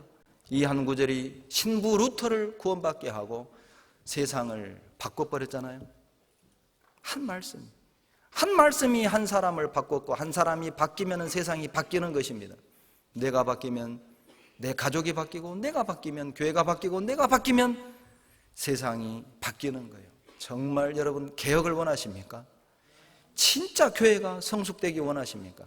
교회의 개혁을 원하고 세상의 개혁을 원하십니까? 간단합니다. 먼저 바뀌십시오. 여러분의 아내가 바뀌기를 원하십니까? 먼저 바뀌십시오. 아내가 교회를 갔다 와더니 남편에게 너무 잘해주더라는 거죠. 이 남편이 감동받아가지고 목사님께 전화했대요. 목사님, 도대체 어제 무슨 설교를 했길래 우리 집사람이 나에게 이렇게 잘해주는 겁니까? 남편에게 순종하라고 가르치셨어요? 목사님 대답이 이랬습니다. 아니요, 원수를 사랑하라고 했는데요. 원수를 사랑하라는 말씀을 듣고 남편을 잘 섬겼다는, 웃어야 될지 슬퍼야 될지 모르는 애매한 일화가 있습니다. 내가 바뀌면 교회가 바뀌고, 내가 바뀌면 가족이 바뀌고, 말씀이 박히면 내가 바뀌는 거예요. 한 말씀만이라도 내 마음에 제대로 박히면 우리는 놀라운 일을 할 수 있습니다. 아브라함은 자기의 큰아들 이스마엘을 눈물을 흘리며 이별할 수 있었던 것, 그것은 한 말씀을 마음에 붙잡았기 때문입니다. 놀라운 것은 이스마엘을 떠나 보낼 때 하나님이 드러났다는 것입니다. 창세기 21장 22절 보시죠.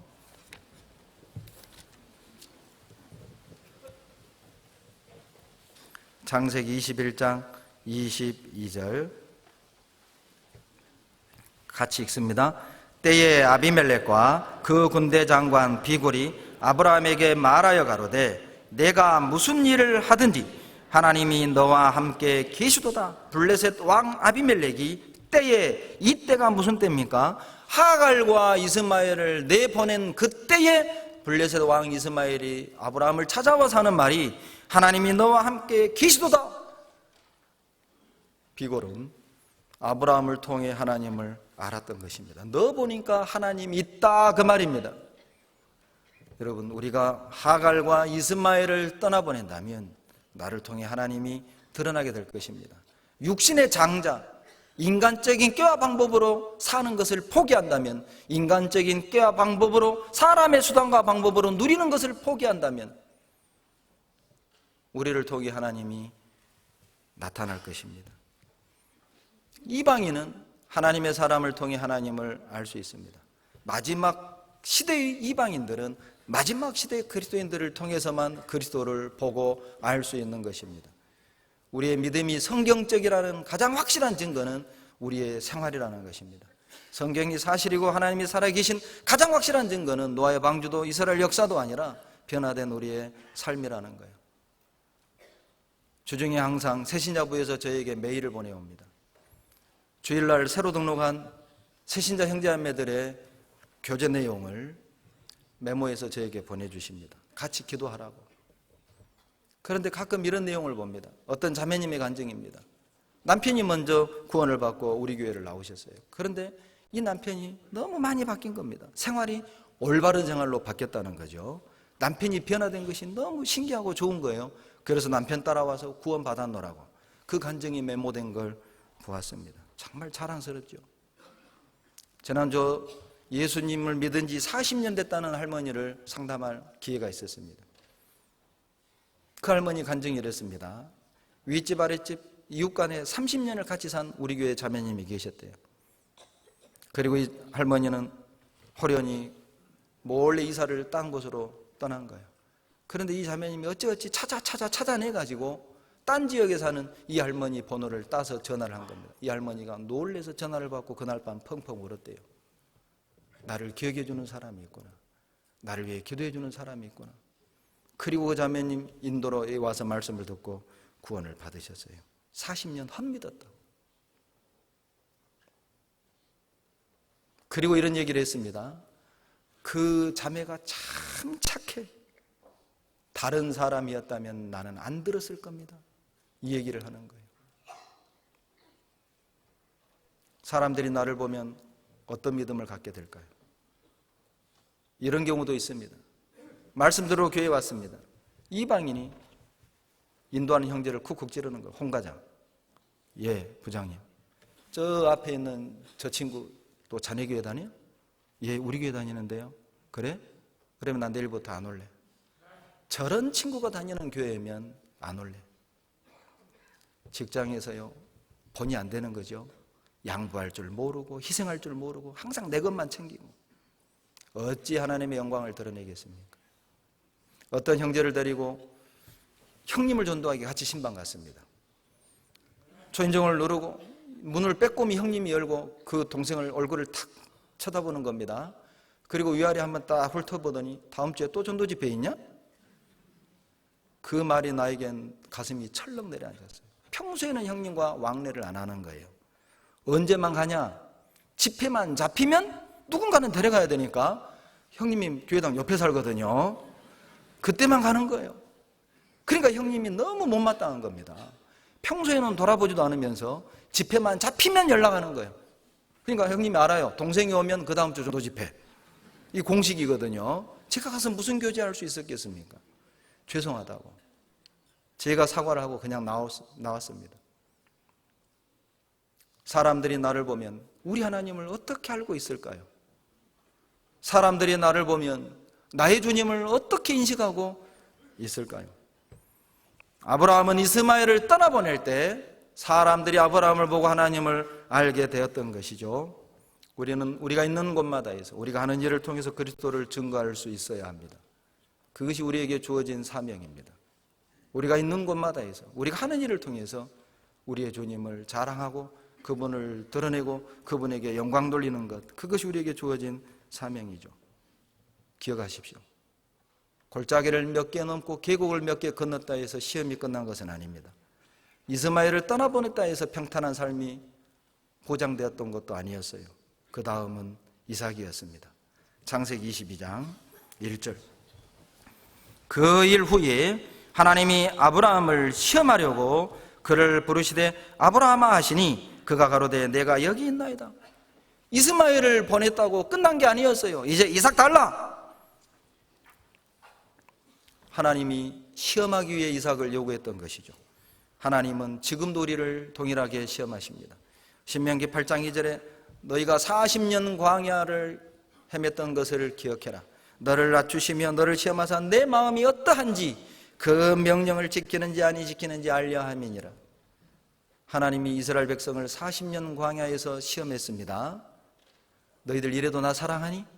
물 없어도 나 사랑하니? 고기 없어도 나를 사랑하니? 이런 환경에서도 너희는 나를 사랑할 수 있느냐? 우리의 마음을, 이스라엘의 마음을 시험했던 것이죠. 지금도 동일합니다. 여러분, 우리가 광야 같은 삶을 살고 있습니까? 그러면 그 광야가 우리에게 시험일 수 있어요. 형기야, 너 이래도 나를 사랑하니? 너 돈 없어도 나를 사랑할 수 있니? 너 건강 없어도 나를 사랑할 수 있느냐? 안정된 직장 없어도 너 나를 믿느냐? 너의 사랑하는 사람을 내가 데려간다 하더라도 형기야, 너 나 사랑할 수 있니? 너가 그렇게 가장 아끼는 것을 내가 요구한다면 그래도 너 나를 믿고 의지할 수 있느냐? 우리 마음을 저울질하시는 겁니다. 잠언 24장 12절입니다. 잠언 24장 12절.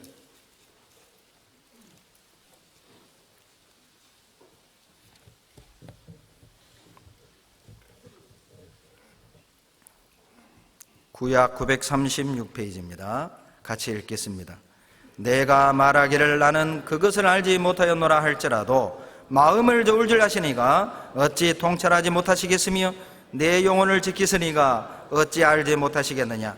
그가 각 사람의 행위대로 보응하시리라. 하나님 우리 마음을 저울질하시는 거예요. 우리 마음이 어디로 기우는지, 생계로 기우는지, 주님 쪽으로 기우는지, 삶의 우선순위가 어디에 있는지, 무엇을 주님보다 더 사랑하는지 하나님이 우리 마음을 저울질하시는 거예요. 우리의 일생은 하나님의 저울대 위에 놓여 있는 것과 같은 것입니다. 때로는 가난이 나에게 저울일 수 있고, 물질이, 그리고 이성이, 그리고 우리가 당하는 억울한 고난, 이런 것들이 하나님의 저울일 수 있습니다. 그런 것을 만날 때 어떻게 반응하는지, 그것을 만날 때 어떻게 말하는지, 그것을 만날 때 어떻게 행동하는지 하나님이 달아보는 겁니다. 하나님이 위에서 다 보시는 겁니다. 너 어떡하나 보자.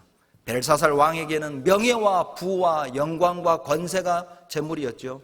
다니엘서 5장 24절로 28절에 보면 메네메네데겔 우바르신, 하나님이 세어보고 세어보고 하나님이 재어보고 재어보다 왕이 부족함이 되었나이다. 여러분, 메네는 세어보다라는 뜻이고 데겔은 달아보다, 저울에 달아보다 그 말입니다. 하나님이 벨사살 왕을 저울에 달아봤는데 미달된 겁니다. 그래서 하나님이 바벨론의 역사를 끝내버리죠. 왕이 저울에 달려서 부족함이 되었나이다. 다니엘서 5장 28절 말씀이죠. 벨사살에게는 돈이 저울이었어요. 명예가 저울이었습니다. 그리고 하나님께 버림받았습니다. 아나니아와 삽비라에겐 돈이 저울이었습니다. 그런데 돈 쪽으로 기울었죠. 아나니아와 삽비라는 돈은 얻었지만 생명을 잃었습니다. 삼손에겐 여자가 저울이었습니다. 그 마음이 여자에게로 기운 겁니다. 삼손은 데릴라는 얻었지만 두 눈을 잃어버렸습니다. 사울에겐 다윗이 저울이었어요. 잘 나가는 다윗, 인정받는 다윗, 다윗이 사울의 저울이었지만 사울은 시기와 질투로 마음이 기울어버린 겁니다. 여러분, 나에게도 저울이 있을 겁니다. 모든 사람에겐 다 저울이 있어요. 어떤 분에게는 자식이 저울입니다. 어떤 분에게는 남편과 아내가 저울일 겁니다. 시부모가 저울일 거고, 어떤 분은 내 불안한 미래가 저울일 것이고, 돈이 저울일 것이고, 건강이 저울일 것이고, 하나님이 우리 마음을 달아보는 겁니다. 어떡하나 보자. 우리의 행동도 달아보는 겁니다. 사무엘상 2장, 사무엘상 2장 3절.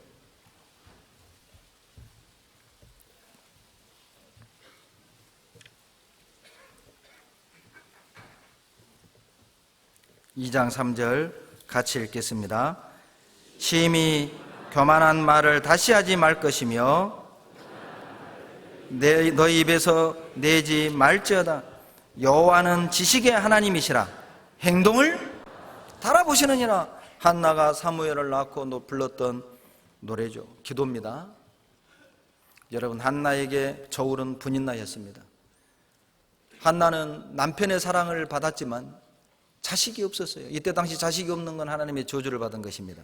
그런데 이 못된 성과를 가진 분인나라는 여자는 애도 쑥쑥 잘 나요. 그러니까 이 분인나가 한나를 계속 힘들게 했어요. 고통을 준 겁니다.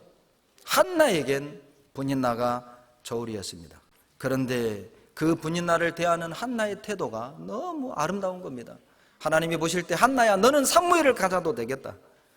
하나님의 저울에 달려서 은혜 받을 만한 믿음과 인격을 갖춘 것을 보시고 사무엘을 주신 겁니다. 그러나 분인나는 한나가 저울이었죠. 남편의 사랑을 독차지하는 한나를 보고 이 분인나가요 배가 아픈 거예요. 그래서 남편이 없을 때 한나를 계속 괴롭히는 겁니다. 상처를 주는 겁니다.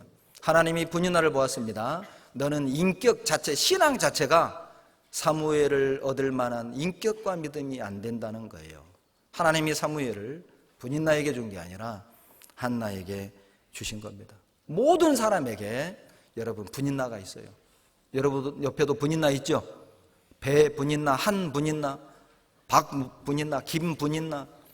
여러분 우리 각자에게도 분인나가 있다니까요. 나를 힘들게 하고 나를 고통스럽게 하는 나를 시험하는 분인나가 있어요. 기억하십시오. 나를 힘들게 하는 그 사람이 하나님의 저울일 수 있습니다. 믿음으로 대하십시오. 흔들리지 마십시오. 우리가 하나님의 저울대 위에서 하나님이 우리의 행동도 달아보실 때 잘 감당해낸다면 하나님이 우리에게도 사무엘을 주실 겁니다. 22장 돌아가 보시죠. 창세기 22장 3절입니다. 3절 같이 읽습니다.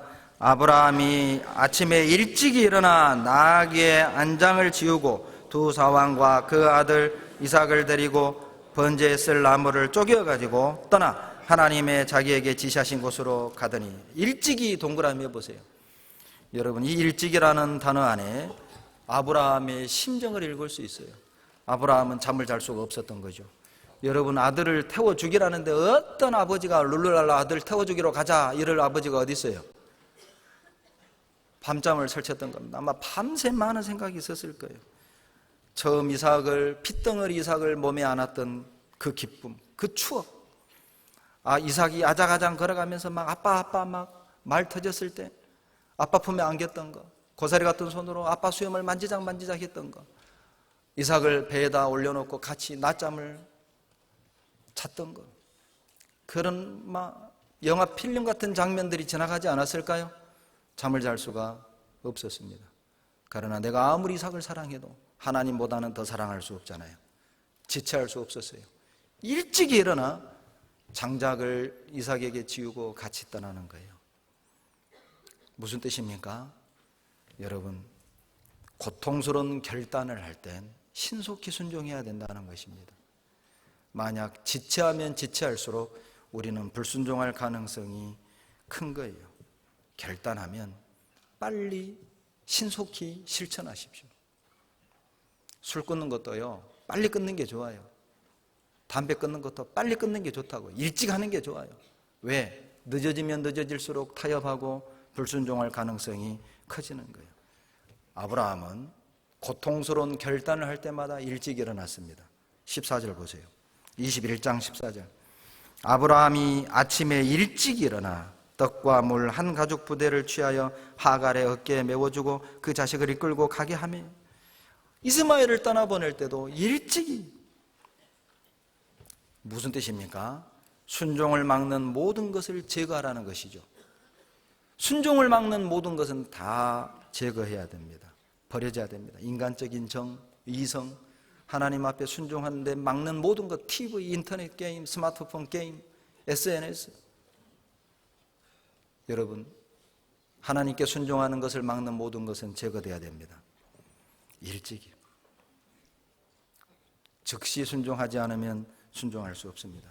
그런데 놀라운 건, 여러분은 이삭을 제물로 바쳤을 때 이삭의 나이가 몇 살이냐? 17에서 25세 사이라고 추정합니다. 중간으로 잡으면 20세입니다. 그때 아브라함의 나이가 몇 살이죠? 이삭이 20세면 아브라함은요 120세입니다. 120 먹은 노인이 20대 팔팔한 청년을 묶어서 불태워 죽이려고 제단에 올렸는데 이삭이 반항한 흔적이 안 나와요. 죄송합니다. 발광한 흔적이 안 나와요. 아버지 무슨 짓 하냐고, 이런 흔적이 안 나와요. 여러분 생각해 보세요. 20대 청년하고 120 노인하고 힘겨루기 하면 누가 이길까요? 20대 청년이 어깨로 툭 하면 꼬꾸라진다니까요. 그런데 반항한 흔적이 전혀 나오지 않습니다. 어떻게 이삭이 이런 순종을 할 수 있었을까요? 이삭은 보았습니다. 형 이스마엘을 떠나보내는 아버지가 얼마나 고통스러워하고 고통스러워하면서도 순종했던 아버지를 보았던 것입니다. 그리고 자기 차례가 된 거잖아요. 여러분, 순종은 순종을 만들어냅니다. 내가 순종하면 더 큰 순종을 하나님이 만들어 주실 거예요. 아브라함의 순종이 이삭의 순종을 만들어 준 것입니다. 그리고 아브라함은 이스마엘과 이삭을 주님께 드렸을 때 하나님이 새로운 축복 리브가를 주셨잖아요. 그리고 야곱을 통해 12 후손을 주셨습니다. 그리고 오늘날 이스라엘을 하나님이 만드신 겁니다. 여러분, 이제 우리도 매일매일 아브라함처럼 모리아산을 향하여 올라갑시다. 육신의 장자 이스마엘을 먼저 떠나보내고 내가 아무리 사랑하는 그 무엇이 있다 할지라도 그것을 하나님께 돌려드립시다. 그리고 그곳에서 하나님의 섭리와 계획을 깨닫고 하나님을 찬양하고 경배하는 우리 모습을 통해 우리 가족을 향한 재앙이 끝나도록, 모리아산은 바로 그곳입니다. 여러분, 모리아산을 향하여 떠날 준비가 되었습니까? 준비됐습니까? 매일매일 모리아산으로 떠납시다. 같이 기도하겠습니다. 사랑과 은혜가 충만하신 거룩하시고 자비로우신 우리 아버지 하나님, 아브라함과 이삭의 모습을 통해 하나님 앞에 어떠한 모습으로 서야 함을 교훈해 주심에 감사드립니다. 육신적인 방법과 꾀로 얻은 하나님의 약속이 아닌 인간적인 방법으로 얻은 육신의 장자 나만의 이스마엘을 버릴 수 있도록 도와주시옵소서. 행여라도 주님보다 더 사랑하는 나만의 이삭이 없도록 도와주시옵소서.